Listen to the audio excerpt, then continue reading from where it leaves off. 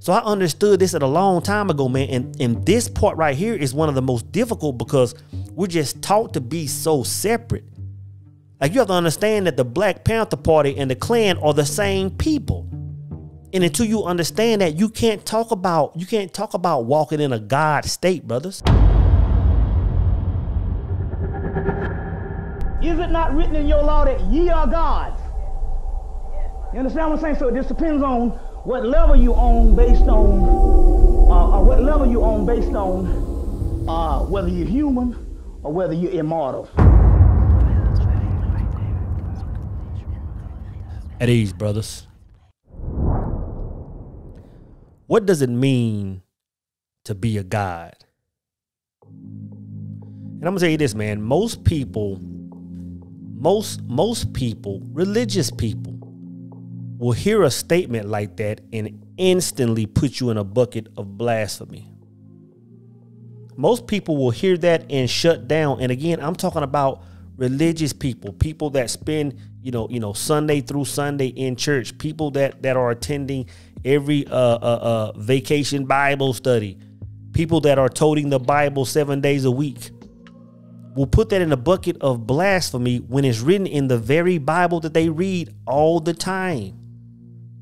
Is it not written? But when I say that you are a God, all it simply means is you're made in the image of the source that created you. You're made in the image of the source that created you. And this is the thing. A lot of people think that it's a level. It's a, I studied all these books. I read all these things. I did all these. I took the trip to Egypt. I took the pilgrimage. I did all these things. And now I've reached God status. Now treat me as if I'm holier than thou. That's ignorance. The thing is, everybody is a God. A person can't not be a God. You know what I'm saying? Which means the homeless man that's sleeping under the bridge, the prostitutes that you see walking down Harry Hines, the crooked politicians, the unethical ministers. There's not a single person. There's not a single person that's not in God status. You can't be alive on this planet and not be a God because you're made in the image. The thing is, the far majority of people are unaware that they're a God. The far majority of people haven't taken the journey to discover that awareness of them being a God. That's the difference. The difference is in awareness. It's in awareness. But there's not a single person that's not a God. You know what I'm saying? But what does it mean to be a God? What does it mean to be aware that you're a God? I'm gonna tell you this, man, and this is one of the first indicators. Because I see a lot of you see rappers, man, they get a big deal and they hold the chain up and they're like, yo, I'm a God, I'm moving in this energy, I got this much money. Or you got brothers that are put on dashikis and dress a certain way and say, now I'm a God.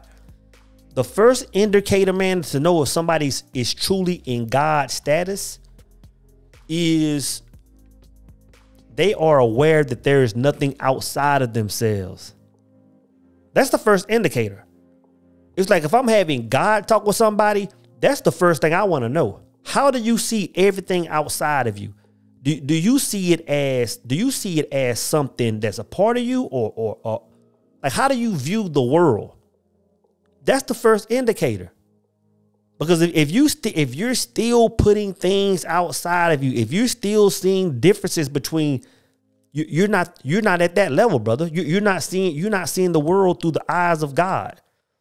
And to be honest, that's why you rarely hear me say that word God. You'll hear me say source. I'll say source energy, man, because and it's all the same thing, to be honest. But when you say God, when I say God to most people, it's not the same source I'm talking about. Because for most people, when they say God, this God that people talk about it has an opposite. They say, oh, you know, well, there's God, and then don't let the devil do this. It's like, no, wait. I don't worship. I don't support. I don't follow. I don't plug into something that has an opposite. So we're not even talking about the same thing. You got to understand, man, most people that when they say the word God, really what they're saying is I'm a supporter. I'm a worshiper. I'm a follower of light energy. And that light energy had, of course, in the third dimensional plane has an opposite, which is dark. A lot of people say God and devil, but you have to understand that there is something higher than that. There's what the Kabbalion calls the all, meaning there's nothing outside of that. So when you hear me say source, that's why I shy away from the word God, because we're not talking about the same thing. If your God has opposition, we aren't talking about the same thing. And when I talk about being connected to the all, again, that means nothing is outside of you. Nothing is outside of you.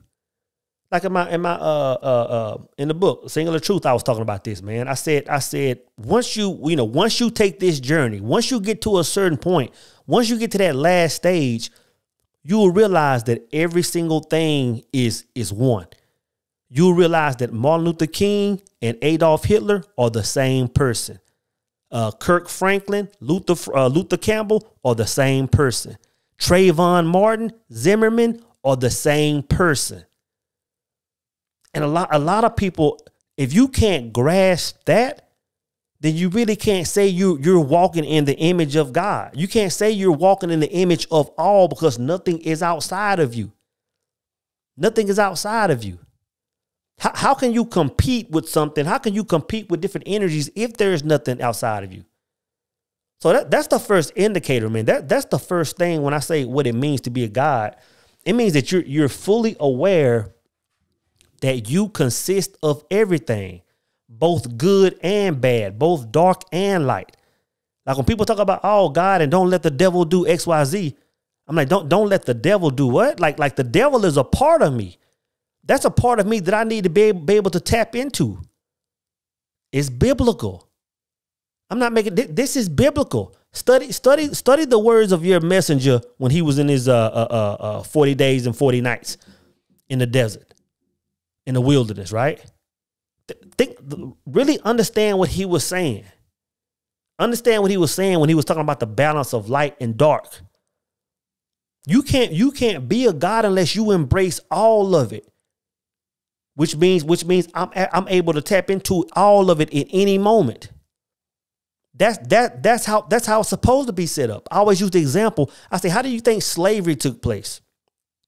The only way slavery took place, man, was by feeding a group of people nothing but light energy, nothing but forgiveness, and completely wipe their darkness out. A man with no darkness has no defense mechanism. He can't even stand up for himself. He can't even defend his family. So my first thing is what I know is a person is really walking in that energy, man. They don't see anything outside of themselves. Anything outside of themselves, man. The second thing, man, when I say, what it means to be a God is it means you're aware that you're responsible for it all. You're aware that you're responsible for it all, because if you're made in the image of the Creator, then that's what you do. You create your circumstance. You create your scenarios. You're creating your world. So who are you to blame? How can you blame when you're the creator of it all? So when a person sits back, man, and talking about, oh, well these people over there are keeping me down, it's like, bro, do you hear yourself? Either you don't hear yourself or you're unaware of what you are. That's when I talked to, like the other day, when I talked about Dr. Umar, man. A lot of people took that as I was hating on Dr. Man, I love Dr. Umar. I think that brother is in position where he needs to be. I believe he's where he needs to be, man. All I'm saying is anytime any person sees an enemy that's keeping them down, it's like, brother, there's another level to tap into. Who can you blame for anything? Like again, what is racism unless two people agree on it? How can I sit here and say I'm the creator of my own world and then say, oh, well, these people are keeping me back? It's not even a conversation. It's not even a conversation, man. Racism, supremacy, knowledge of self don't even fit in the same sentence. Don't even fit in the same sentence, man. Even having that competitive spirit, you have to be responsible for it all, which means who are you competing with? Oh, Joe Blow just bought a new crib. Joe Blow just got a new so-and-so. Joe Blow just competing with the next man. To compete with the next man, again, is to not know who you are. Because what you're saying is that there's a level of something that I don't have access to. Or when you see people that are starstruck, that put the Beyoncés and the Jay-Z's and the NFL players and the NBA players and the rappers on a whole different plane, as if there is something that's able to be tapped into that they don't have access to. Anytime you see any human being on the planet and you put them on this pedestal, you don't know who you are. I'm not talking about respecting the craft of people. I'm talking about treating people as if they're God and you're not. That's what I'm saying. Treating people as if they've tapped into something, but you don't have the ability to. Right?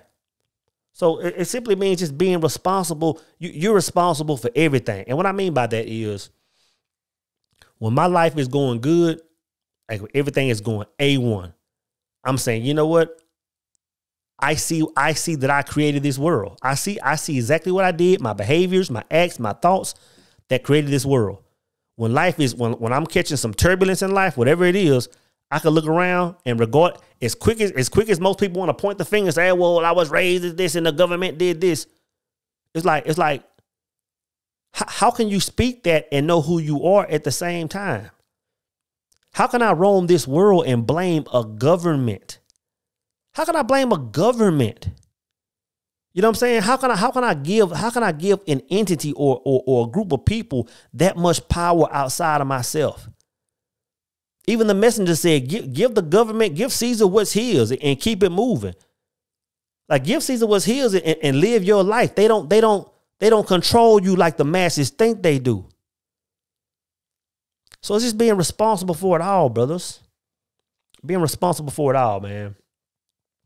And the third thing, you know, to me, which third of many, when I talk about what it means to be a God, man, is crucial. It's a beautiful thing when you look at the grand scheme of it. But the third thing, man, is understanding and living your life and exuding the energy of unconditional love, man. To love unconditionally, brother, you really have to be in a God state to love unconditionally. And what that means is, because a lot of us brothers, man, we will hear that word and we automatically think that it means, oh, well, no, that means to be a pushover. Oh, man, you love unconditionally, man. It means that anybody can run over you in the world, can do this. It means the exact opposite, to be honest, brothers. To love unconditionally, man, all that means is that you can see the world through the lens of the Creator. And I meant to, and I said I meant to.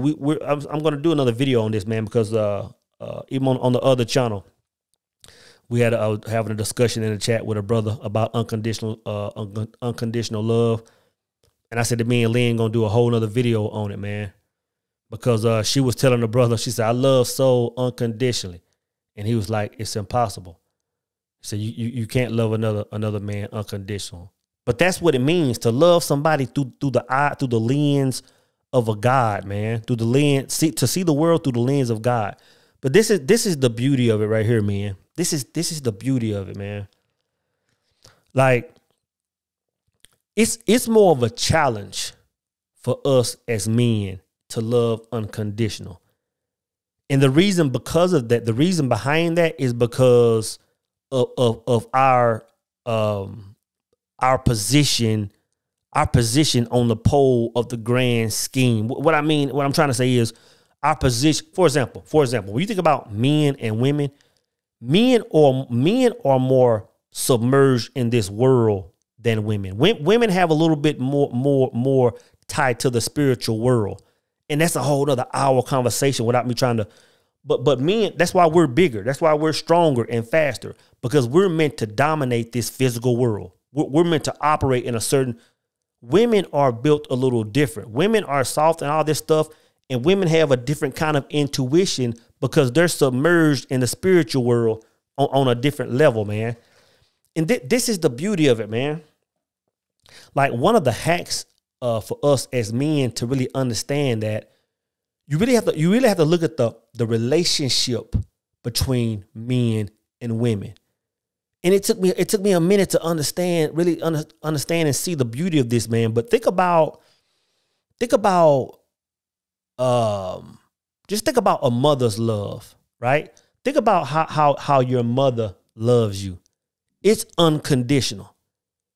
It's you know, it's crazy, man, because like I was watching this. It was on Instagram, and it was a young sister. She had just lost her mom, and she's just sitting there explaining it. And I'm sitting there listening to her.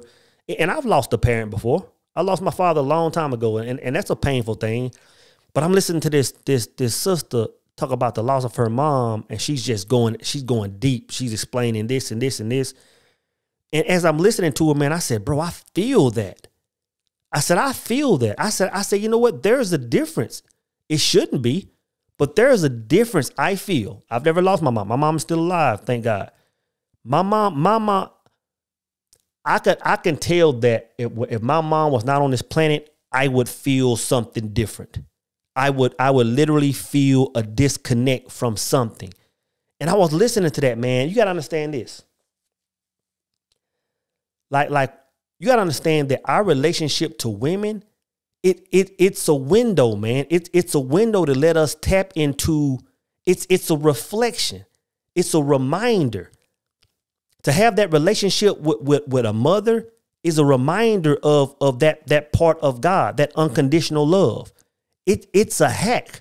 I can tell you this, man. I guarantee you that all men that have a solid relationship with their mothers, they move different. They can tap more into source different. It's a spiritual window, brothers. When a woman shows you unconditional love, my mom showed me unconditional love. When I was a young man, I was a hardhead, bro. I was doing stupid things. I was just moving wrong. I was doing things that could have put me in jail. And my mom, regardless of what I did, she was like, you know what? We had to go through the whole, you know, whatever I had to deal with. But then she was like, boom, she's back in this fully plugged in love. You have to understand that there's a learning dynamic in that, brothers. Even when it comes to the woman in your life, I'm gonna tell you this, brothers. I'm gonna tell you this, man. Make sure she has this, and sisters, this is the ultimate hack. Like when a person asks a woman what she brings to the table, if a woman brings nothing but unconditional love to the table, brothers, I'm telling you, it's enough, because it's a reminder of that thing that you are. We can roam this world and we can dominate. We can have knowledge of self and all this stuff. But brothers, when you look at your woman and she's giving you unconditional love, it's pouring concrete on your identity. It's saying every time you look at your woman, she's giving you that. It's a reminder of who you are. It's a reminder. You should be able to look in your eyes and feel nothing but God coming out of your woman. Nothing but God. So when a person, like when Lynn says, I love so unconditional, that's a real thing. And the thing is, it takes, and I don't want to get off on a whole nother subject. It takes a whole lot of vulnerability for a woman to even put that energy out or to love a person like that. Because when you love a person unconditionally, man, you're going to go through some storms because that means that a person can really just do a lot of madness and you're still going to love them to an extent. Not saying you can never leave. You can love from a distance. But I'm saying when you love unconditionally, you put up with a whole lot of stuff. But once a man identifies that and sees that and understands and finds himself, then it's a bond. It's a connection that's unbreakable.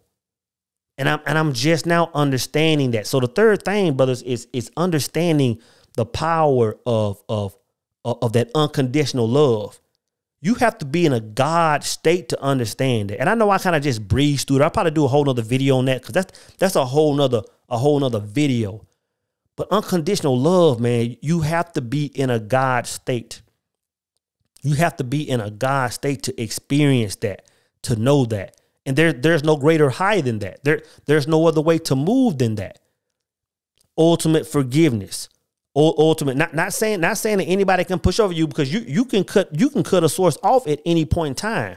It's just the way you see the world. It's simply the way you see the world. Like I've had brothers to violate me, man, in certain ways. Like, bro, like, man, I done looked out for you, man. I done took care of your kid. I done did all these things for you. And now you wanna go back around the corner and talk about your boy. Like, you know what, brother? I still love you. I still love, you know what though, man? I understood this at a young age. I understood, I couldn't call it this. I couldn't really speak to it, but I understood this at a young age. I can remember when my father was killed, man. He was killed by a drunk driver. And I can just remember within, I don't know, weeks, maybe several weeks, maybe a couple of months, you know, after dealing with the pain of my father being gone, I couldn't even put a face to the guy that killed him. But I said, you know what? Something inside of me said, you know what? Like, I'm not even mad at old dude. And really, when I think back to it, what I was really saying is I can't be mad at him because he is me. I couldn't be mad at him. Took my whole pops away. I couldn't be mad at him. Did I want him to do time? I'm like, yeah, well, I think he should do time. He did a crime. He did this. But I wasn't angry. He was not me. You know what I'm saying? He was never not me. So I understood this at a long time ago, man. And this part right here is one of the most difficult because we're just taught to be so separate. Like, you have to understand that the Black Panther Party and the Klan are the same people. And until you understand that, you can't talk about walking in a God state, brothers. You can't talk about walking in a God state. So again, what does it mean to be a God? It's just an awareness of who you are. It's an awareness of who you are. Like I always say, man, at some point, man has to stop thinking of a God and start thinking as a God. I've been saying that for years. It's time that we start thinking as gods. Does that mean that we're greater than the source that created us? Not at all. Not at all. But what we're saying is now we're aware that we're made in that image.